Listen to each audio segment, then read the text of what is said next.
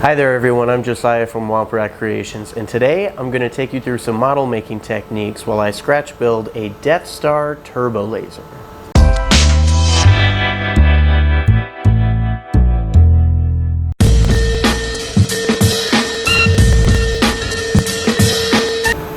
Now, this is not the turret that I'm going to be building today. This is one that I built a while ago. It was probably my first scratch build ever, and it's not great. It's not terrible, but it's not great.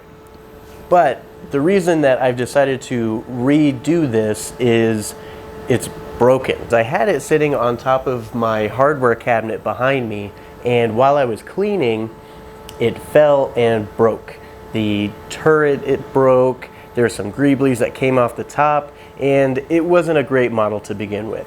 So I'm going to rebuild it. However, I'm also not happy with the size of it. I'm not going to build it so small this time. I'm actually going to be making it a good bit bigger. I'm going to make it to studio scale so that it'll hopefully take up that big blank section behind me. It's disgusting, it's gross, I hate it. I'm going to fix it. Now, as with most of my builds, I started off in Fusion 360. I got a good reference picture of the actual studio scale model that Industrial Light and Magic, or ILM, used for Star Wars, and used that to get all of my measurements from. This way I know that it's at least relatively to scale. Now, after I had all my measurements, I sent over the pieces to be cut on the X-Carve. Now, you might be wondering, why am I using wood that is pretty heavy for model making? Well, I'm actually going to be using wood as the skeleton of the build. The outside is still going to be made out of styrene sheets, but this is a pretty small build. This was completely styrene, there's no wood in it. I don't really have to worry about the plastic warping or being put under pressure because it's so small. But because the one that I'm going to be building is going to be so big, I wanted it to have a little structural support. So once I have the base made out of wood, I'm going to skin it with some styrene sheet plastic to give me a nice working surface. Now, I thought ahead this time and did hopefully most of the prep work before filming. So I actually already have the wood pieces cut out for the base of the model. I have a bunch of sections for the top piece or this piece, and on this model I'm going to do it a little differently. I'm not going to do just this. There's going to be a base structure that this sits on top of and rotates to take out X-Wings, and they're big, really big. I hope it's not too big. So now I'm going to cut out some styrene sheets so that I can skin the base of the model. I'm going to do it before assembly because it'll just make my life a lot easier. Now, I know I've talked about styrene before, but since we're going over model making, I figured it's best to go over it again. So, I need a cutting mat, styrene, and a X-Acto blade. So the thing that makes styrene plastic so wonderful is it cuts beautifully. All you need is the X-Acto knife, and I'm gonna cut off a corner just to demonstrate my point. All you have to do is score it a few times. So you don't want to press too hard, because the harder you press, the more that your blade is going to wander while you're cutting. So just lightly score it a few times over the same line.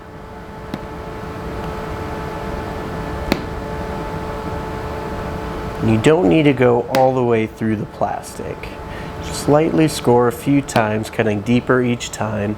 And then once you've scored it a number of times, you can bend it and it snaps right off with a beautiful edge. Styrene is a staple in any model maker's workshop, and I get big sheets of it. You can find it in all different kinds of shapes and sizes. I have some like styrene rods and stuff that I use sometimes, but you have to have some sheets of a couple different thicknesses if you want to get into model making. I get mine from E Street Plastics. It is a website, I'll have a link in the description.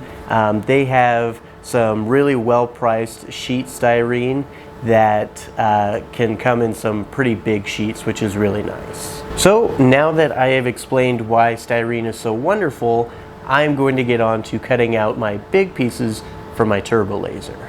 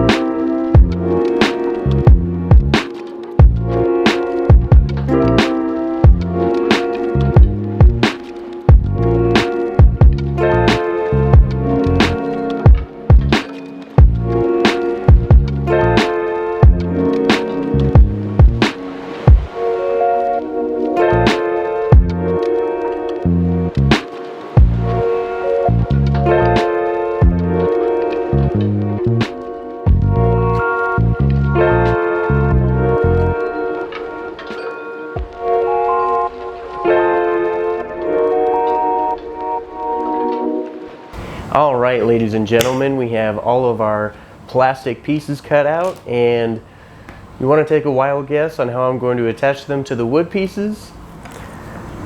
If you guess super glue, you are correct. Now, real quick, I don't know if I've talked about this before. This is Instaset from Bob Smith Industries. There's a couple different brands out there, and I've used a few. They all pretty much work the same, but for whatever reason, I typically buy this one. This just accelerates the setting time of super glue. So super glue already sets pretty quickly, but sometimes holding two pieces together for 30 seconds is just a waste of time. So especially when model making, I love this stuff. You're going to see me use it a lot during this build, and right now, since I'm just going to be gluing the plastic onto the wood, it's not going to be very exciting of a shot. So boom.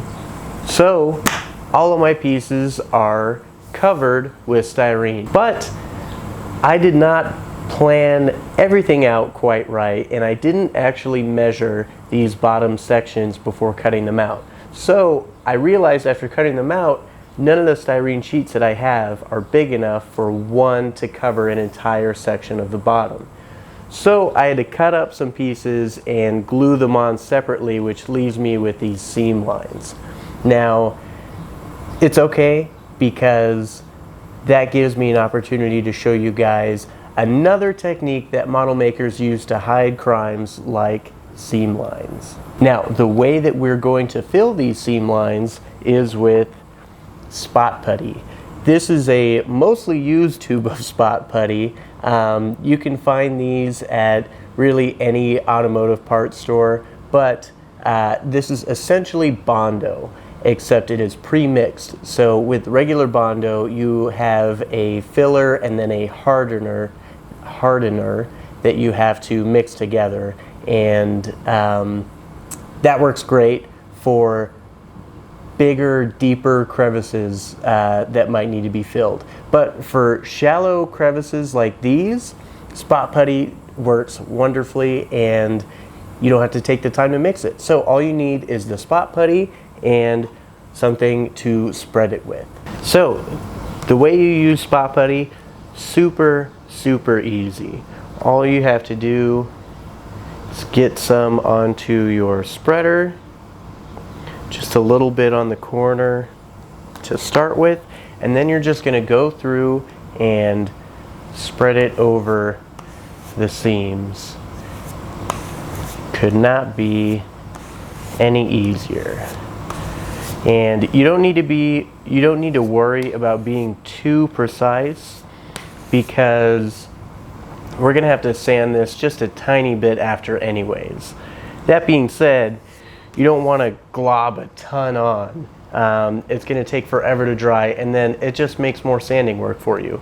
And I don't know who enjoys sanding, but I definitely don't. So put a small amount on all the seams, and once it's dry, we can get on to some light sanding.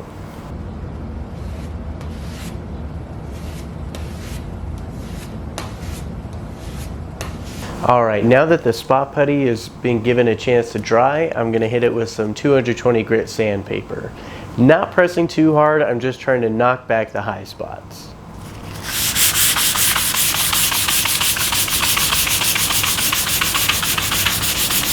All right, all of my bottom sections have been sanded, and they're not exactly smooth yet, but that's okay because we're going to have to do a little bit more sanding later. But now we can move on to something completely different, and I get to talk to you about a really cool tool. If I remember where I put it, I might have put it back in its home. If I was smart. Nope. Ah, there it is. All right. So, by the way, you should always put your tools back where they belong, so that you don't drive yourself insane. But this is a panel scriber, and it is an incredible tool that I did not know about for a long time, and I don't remember who made me aware of this tool, but whoever you are, I am eternally grateful for your blessed knowledge. This is a panel scriber, and it is used in model making to scribe panel lines. Before this, it eluded me how people were able to get panel lines short of just cutting out a bunch of individual panels from sheets of styrene and then gluing them just off of each other to create panel lines. And I thought, that sounds insane. It is insane. And someone much smarter than I came up with a tool probably a long time ago to fix that. And I need to get out a sheet of styrene to show you guys how it works. So I need my cutting mat, a little piece of styrene, and my panel scriber. And I also need a straight edge. Now, the panel scriber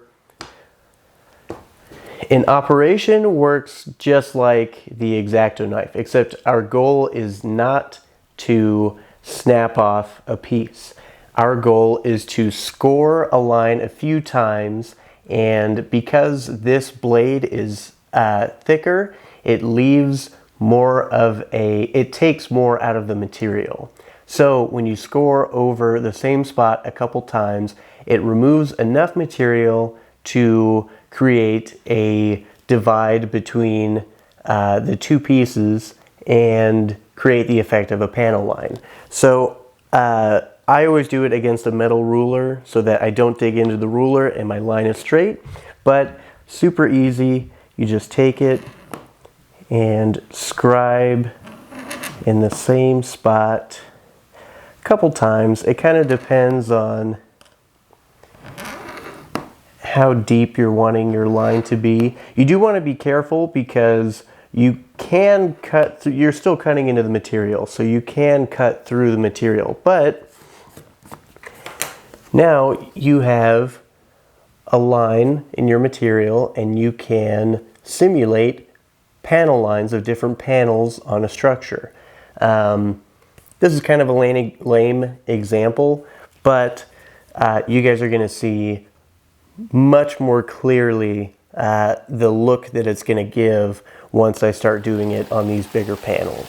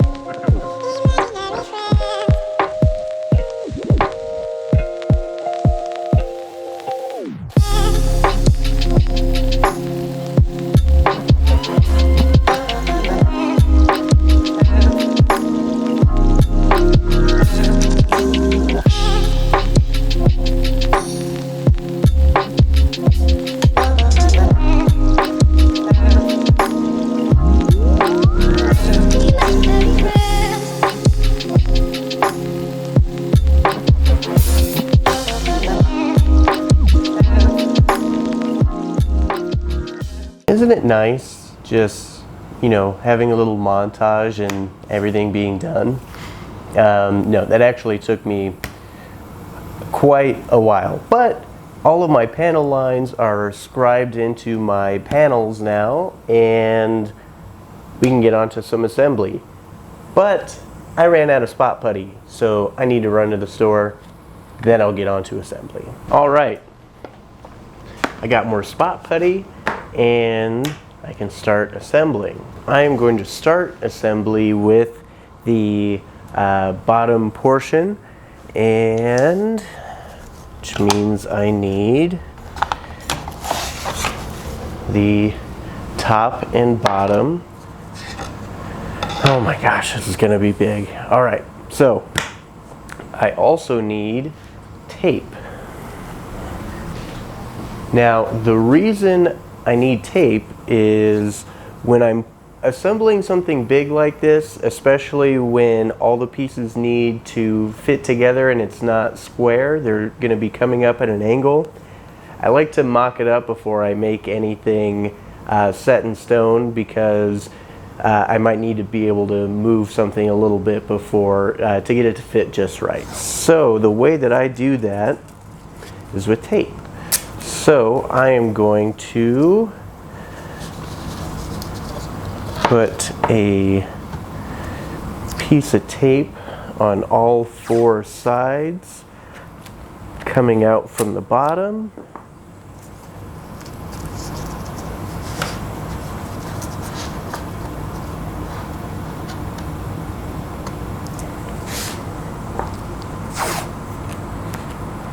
And normally I would use something a little stronger like duct tape, but masking tape should be okay.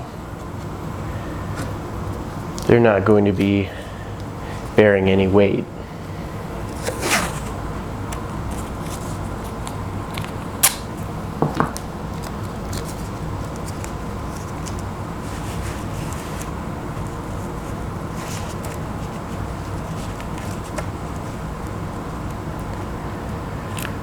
All right, I have my pieces of tape in, and I can start to try to mock up and put these in their place. So the way I'm going to do this is just set this along the edge, try to get it lined up correctly, and then bring, I know you can't see, but bring the piece of tape up and over and attach it to the side. Then I can take the next piece and bring it right over here.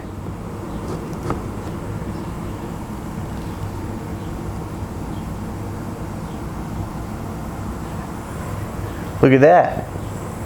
Oh my gosh, this thing is going to be so big. I really hope this isn't too big. Let me see if I can move this without causing horrendous damage. There we go. All right. As you can see, this is going to be giant, and I'm super excited. All right. Wrong piece. Wrong piece. Bum, bum, bum.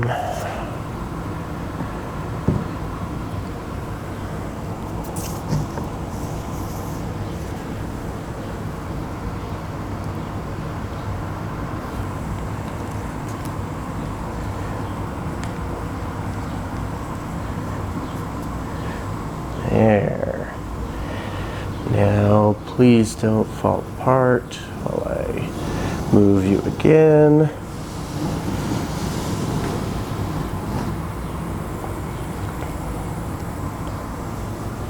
Last piece. Let's see if everything works out okay. See, I'm gonna have to move this just a little bit to get this piece in. That is why I waited to make anything permanent. Oh my goodness. We have the base of the tower basically assembled. And I can start assembling this and making it permanent.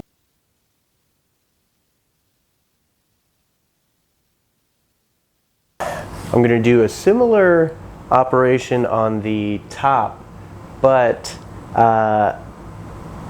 this is a little more intricate and has more pieces, and I know how it needs to be put together, obviously, but I'm not sure what my order of operations is yet. So that is another wonderful reason to not set anything in stone yet before you figure out your order of operations, because you could make or attach something permanently and then realize a few steps later that you need to be able to move that out of the way to do something else. So I'm gonna mock this up real quick, and hopefully it doesn't require too much craziness.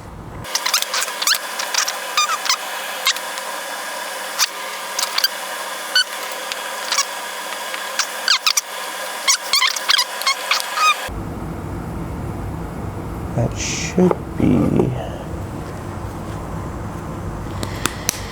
I'm gonna have to think about this a little bit. So I figured out my order of operations, but I messed up. I didn't mess this up. I messed up because I was in the zone putting this together, and I assembled it without filming it. I realized before I put the top down, but that's about it. But that's okay, because it'll let you guys take a look inside enough to get what's going on. So I am going to now finalize the assembly of this, and you will definitely get to watch that. I'm just going to be using my handy dandy pin nailer, just like I did with this one, to pin all of these sections in place.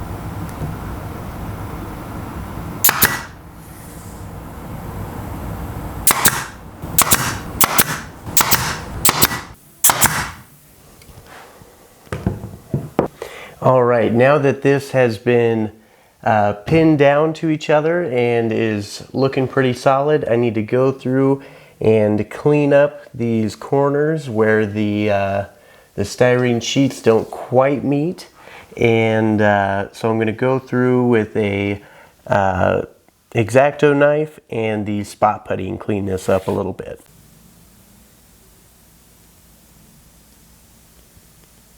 All right, so I cleaned up the edges on this, and now I need to turn my attention to the main part of this build, which is the lasers. It's not a laser turret without lasers.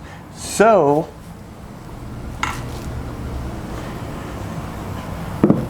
here they are, and I 3D printed these, and I know this is a model making episode, and I could have scratch built these, but trying to come out with a new video each week, I need to save time wherever I can. So we can get into something like this another time. But for this build, I 3D printed these, and they look pretty good. Now I need to figure out how to mount them in here. I'm trying to decide if I want them to be movable or just static, because really this is just going to be a static background piece on the back here for you guys to see and for me to look at when I'm bored. So they don't need to be movable, but it'd be kind of cool. So I'm going to figure that out while I'm waiting for the seams to dry here, and then we can get on to our last bit of light sanding and then on to painting. All right guys, so I figured out how I'm going to install the lasers, and it's super simple. It's just some PVC that I had laying around with 2 T-joints, and I decided to make it static because making things movable just opens things up for failure, and since I didn't include a way to get back into this once it's fully assembled, I didn't want to run the risk of something falling off inside and me not being able to fix it later. So I'm just going to glue everything down, make it static. It'll be in a cool action pose. But yeah, so this is just going to glue into the back corner. I'll get it up to the angle that I want, and then I can plug these in just like that, and it'll keep them in orientation with each other, so I won't have, you know, one up here, one down here, or crazy stuff like that. So this should work out good. I'm going to glue it inside, and then I can put the top down, and then we can get on to some Greeblies, which is always one of the most exciting parts for me. I still haven't decided if I enjoy weathering or Greeblies more, but regardless, I'm going to have fun with the Greeblies on this. So I'm going to get this glued in, and then I need to get out my Greeblies.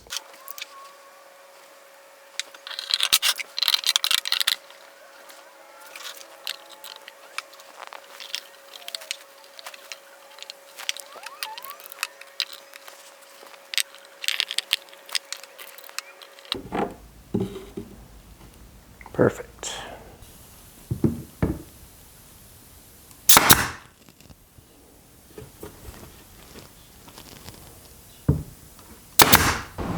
So the first thing that I am going to do for Greeblies is I'm going to take some of my leftover styrene and cut out some small panels to glue on the side. They're going to essentially look just like the panels that I scribed into these sections, but I'm going to glue them on top of existing panels to make it look, just to give it a little more depth, and to make it look like there's panels covering something on top of these other panels. So it's just a nice way to add a little bit more depth and tell a little bit more of a story about the thing you're building. So I'm just going to be cutting them out of here. Real quick, I did want to tell you about a really cool tool for model making. This is a nibbling tool, and its only purpose is to take out a little piece of a material so that you have a square, tiny little nick out of something. I love using this for stuff like these panels that I'm going to be cutting out, because it just, like let's say that this was a panel, and if it's just a square panel, it's not very interesting. But you can go through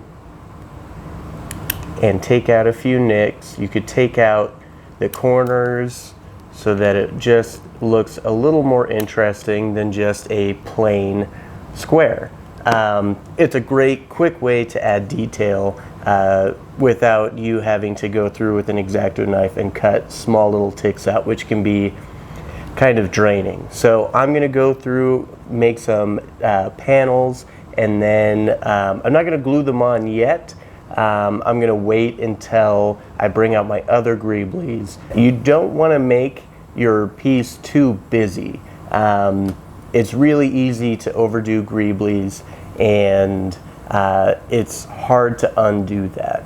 So it's best to go slow and work in one area, and don't spend too much time in one area. Try to keep your piece moving all the time while you're doing Greeblies. The other thing to keep in mind is you want to stay away from patterns.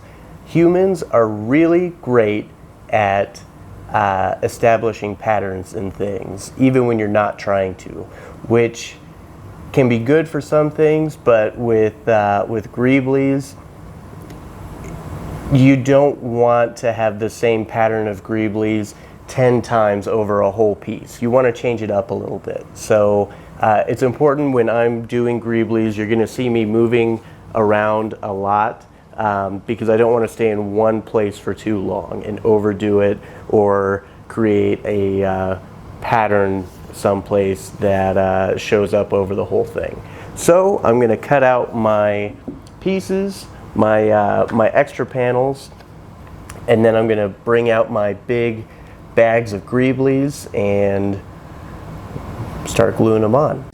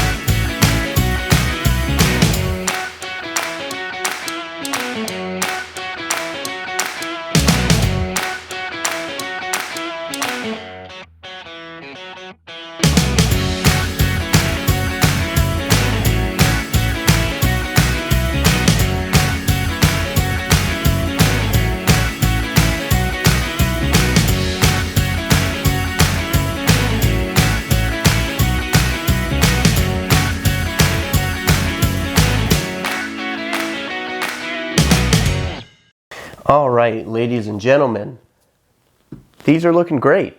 I'm super excited about these. I didn't overdo it with the Greeblies, which I have been known to do, and it's a pain to fix that. You got to go back and take everything off and start over. Usually have to do some sanding. It's a pain, but I didn't have to do it this time. I'm relieved. But now there's just one more thing that we have to do before we can do our final assembly and put all of this together, and that is some weathering. Now, I'm not just going to do a wash on this.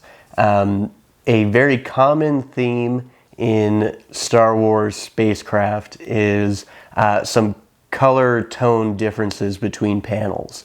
So an easy way to do that, and the way I'm going to do it, is I'm going to mask off a panel here or there, kind of sporadically all over both of these, and go over it very, very lightly with some black paint through my airbrush. This will give me, that'll darken up the tone of those panels just slightly and make it a little less boring to look at.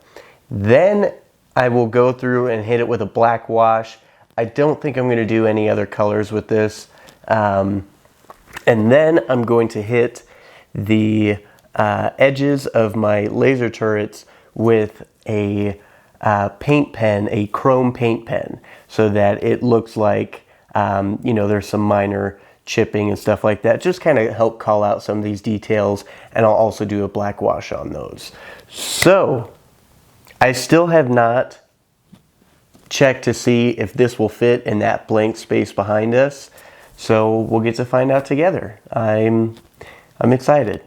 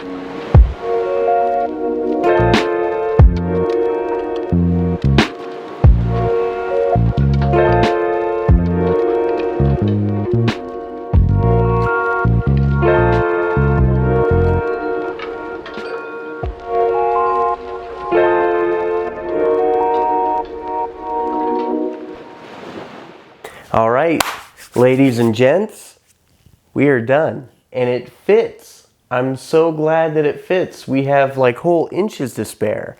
So I was worried about nothing, I guess. I could not be happier with the way that this tower came out.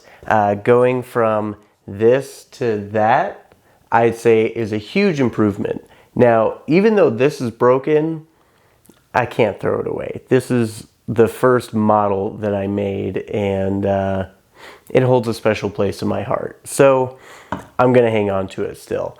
But this build kind of got away from me a little bit. I don't know if you can tell, I am exhausted. I have been working very hard to try to get this finished in a timely manner for you guys, and it's coming out a little late. It's coming out on Sunday. Normally I put my videos out on Friday, but you got a funny channel trailer earlier in the week, so I think it kind of evens out. If you found today's video helpful, hit the subscribe button and then hit the bell next to the subscribe button.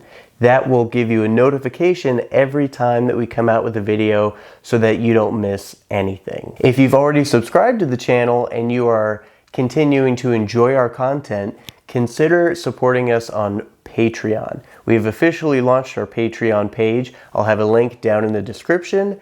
It's a great way to support the channel with as little as $1, and you get some cool stuff in return. There's extra content for patrons only that I post on there, promo codes for our store on our website, as well as some free merch. One last thing, let me know in the comments if you have any questions about model making. As always, thank you guys. Until next time, I'll see you guys later.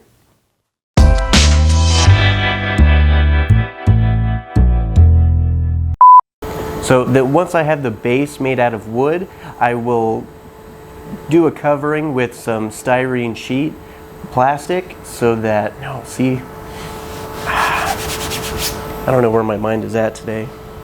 So I have already cut out all of the wood pieces on the X-Carve. I don't have.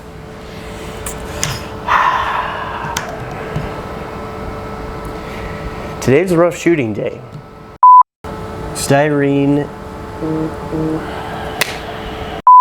This, when combined with cyanoacrylate glue or crazy glue, is